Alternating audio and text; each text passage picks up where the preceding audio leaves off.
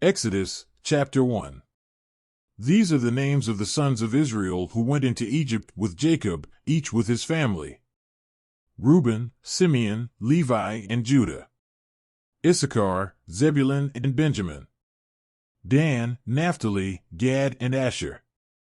In all, the descendants of Jacob were 70. Joseph, however, was already in Egypt. Now Joseph, and all his brothers, and that whole generation died.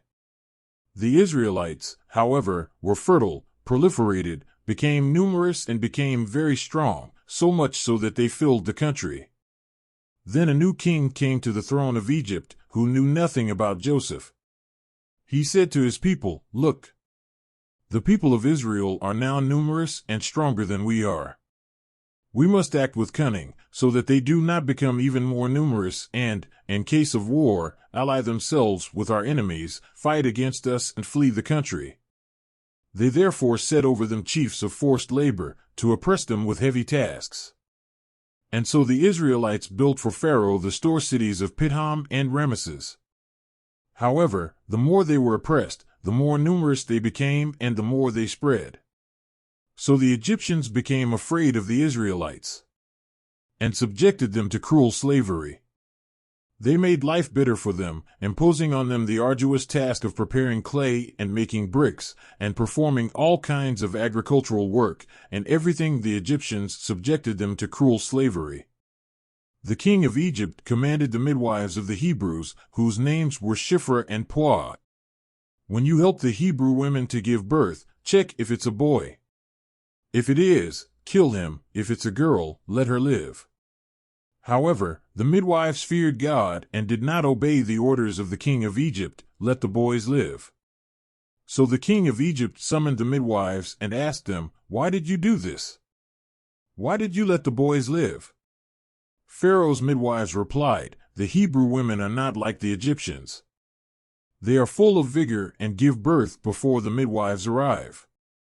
God was kind to midwives, and the people became even more numerous, stronger, and stronger. Because the midwives feared God, he granted them families of their own. So Pharaoh ordered all his people, "Throw every newborn boy into the Nile, but let the girls live." Exodus chapter 2. A man from the tribe of Levi married a woman from the same tribe, and she became pregnant and gave birth to a son. Seeing that he was handsome, she hid him for 3 months. When she could no longer hide it, she took a basket made of reeds and sealed it with pitch and bitumen. She put the child in it and left the basket among the reeds on the bank of the Nile. The boy's sister watched from a distance to see what would happen to him. Pharaoh's daughter went down to the Nile to bathe. Meanwhile, her handmaidens were walking along the river bank. Then she saw the basket among the reeds and sent her maid to fetch it. Upon opening it, he saw a baby crying. She took pity on him and said, "This boy is from the Hebrews." Then the boy's sister approached and asked Pharaoh's daughter, "Do you want me to go and call a Hebrew woman to nurse and raise the boy?" "I do," she replied.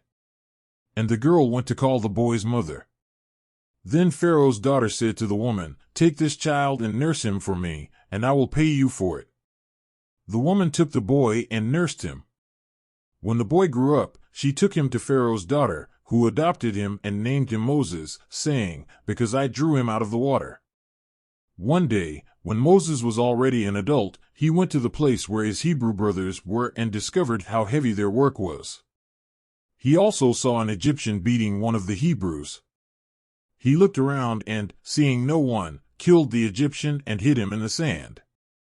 The next day he went out and saw 2 Hebrews fighting. So he asked the bully, "Why are you beating your partner?" The man replied, "Who appointed you leader and judge over us? Do you want to kill me like you killed the Egyptian?" Moses was afraid and thought, "Surely everything has already been discovered." When Pharaoh learned of this, he sought to kill Moses, but he fled and went to live in the land of Midian. There he sat down by the well. Now the priest of Midian had 7 daughters. They went to fetch water to fill the troughs and water their father's flock. Some shepherds approached and began to drive them away. Moses, however, came to their aid and watered the flock. When the girls returned to their father Reuel, he asked them, "Why did you return so early today?" They replied, "An Egyptian defended us from the shepherds and even drew water from the well for us and watered the flock."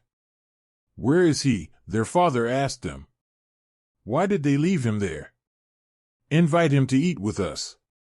Moses accepted and also agreed to live in that man's house. He gave him his daughter Zipporah as wife.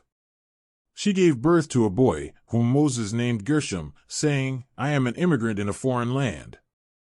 A long time later, the king of Egypt died. The Israelites groaned and cried under bondage, and their cry went up to God. He heard God hear their lament and remembered the covenant he had made with Abraham, Isaac, and Jacob. God looked at the Israelites and saw what their situation was.